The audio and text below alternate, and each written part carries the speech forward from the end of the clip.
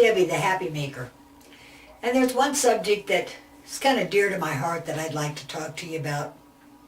And that is self-esteem. Self-esteem is something that's really important to all of us. And we have to realize how special we are. When we're born with self-esteem. Do you ever see a little kid running around? They could care less what anybody thinks, what anybody says. That is because they still have their self-esteem intact. And as we grow older and through all the knocks in life and the things people say to do, and they don't mean to hurt us and they don't mean to hurt our self-esteem, but it does. When I was a child, my mother used to always tell me I'd do something and maybe I'd help her wash the dishes or scrub a floor or something like that.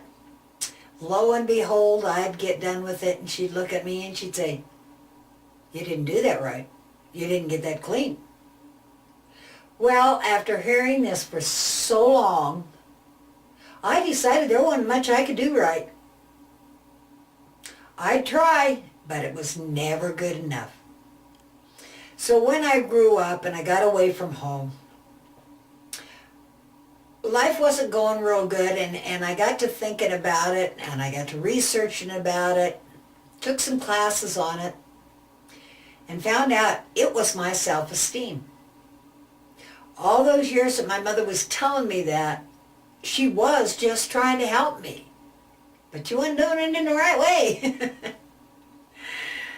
Lucky enough for me, I figured it out and I fixed the problem.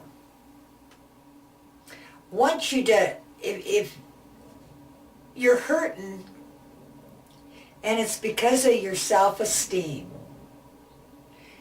in one of my classes that I took, one thing that really stuck with me, you see these pictures of the New York Marathon and all these thousands of people running and stuff like this. Well, I wanted you to picture yourself in one of those marathons. And I want you to picture yourself winning it. You come in first. Do you feel how special you would feel coming in first? Well, here's a little story for you. When you were conceived, you did come in first. You're sitting there and there's this other part of you swimming toward you and all that. A little sperm, there's millions of them coming straight at you. And you know what? You won that race. You're the sperm that got there first. Now, if you don't think you have self-esteem, stop and think about that for a while. How many people did you beat out that day?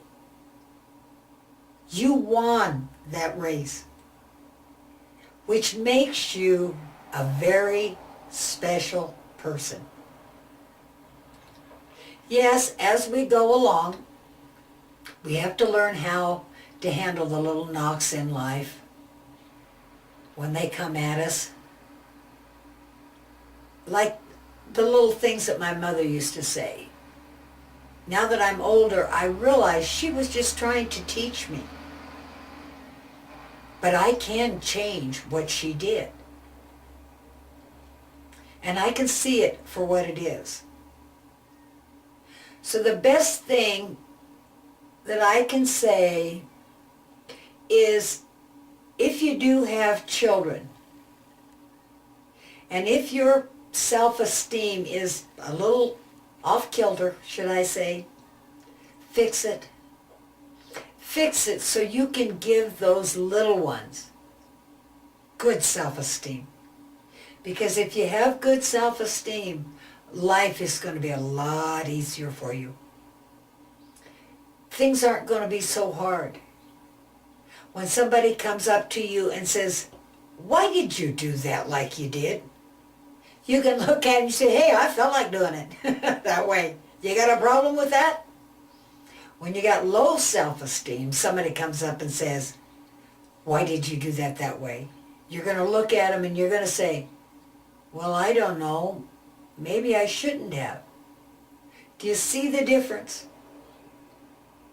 Self-esteem gives you confidence. Confidence in who you are, the way you do things, and it makes you feel good. You trust your own judgment. Now, I've written a book on self-esteem,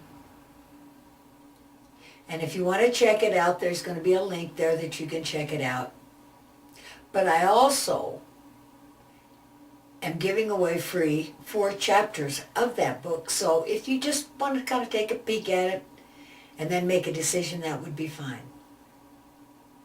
But I'm sending you this message because self-esteem is so important for you. And if you have children in your life, whether there's nieces, nephews, your own, they need your help with building and keeping their self-esteem, so life will be made easier for them. You all have a happy day now, and we'll talk to you later. Bye.